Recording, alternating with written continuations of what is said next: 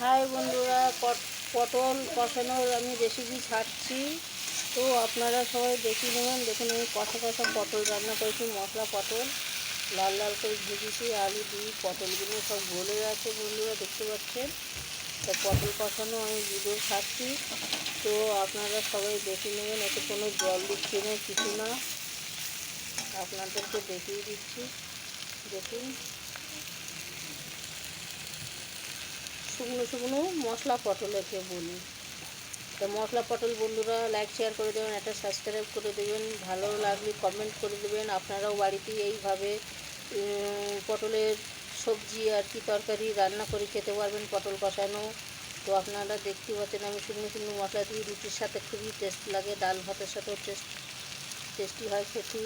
তো বন্ধুরা অবশ্যই আপনারাও বাড়িতে রান্না করে খেয়ে দেখবেন এই পটল কষানো। এতে পেঁয়াজ রসুন দেওয়া আছে, পেঁয়াজ রসুনের পেস্ট দেওয়া আছে, গোলকি জিরি ধনিয়া দেওয়া আছে, এলাচ ছোটো এলাচি দেওয়া আছে এর মধ্যে।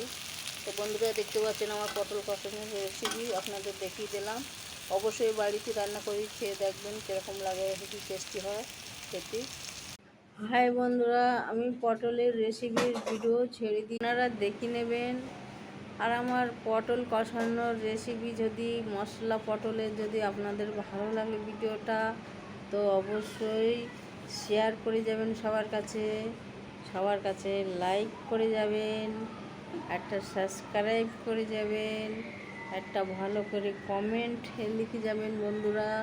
আপনাদের যদি ভালো লাগে এই রেসিপি, আপনারাও বাড়িতে এইভাবে রান্না তৈরি করতে পারবেন, খেতে পারবেন। মশলা পটল খুবই টেস্টি হয়। যদি ডিশি পটল হয় বন্ধুরা তালি, আর যদি চালানি পটল হবে তো টেস্ট লাগবে না, জল মতন পানসা পানসা লাগবে। যতই ভালো মশলা দিয়ে রান্না, যতই ভালো করে করো না কেন। তো বন্ধুরা এই ডিশি পটল হতে হবে, আর মশলা পটল করতে হবে, তাহলে ভাতের সাথে ডালের সাথে, ডাল ভাতের সাথে ভালো লাগবে। আর নালি রুটি দিয়ে খেতে পারেন আপনারা। এইভাবে আপনারা আমার সাথে জুড়ে থাকবেন ভিডিও দেখবার জন্য। আপনাদের অনেক অনেক ধন্যবাদ জানাচ্ছি বন্ধুরা, আমার এই ছোট্ট ছোট্ট ভিডিও দেখার জন্য, শর্ট ভিডিও। তা বন্ধুরা এইভাবে সাথেই থাকবেন আমার ভিডিও দেখতে থাকবেন। আমার খুবই ভালো লাগে যখন আপনারা আমার ভিডিও দেখতে থাকেন। তো আপনাদের উপরে আপনাদের সবাইকে আমি খুবই ভালোবাসি। যদি কিছু বলার থেকে আমার ভুল ত্রুটি হয়ে যায় তো আপনারা ক্ষমা করে দেবেন, আমাকে মাফ করে দেবেন। ভুল ত্রুটি যদি হয়ে থাকে তো আপনাদের খুবই ভালো লাগে আমাকে, আপনারা যখন ভিডিও দেখুন তো আমার খুব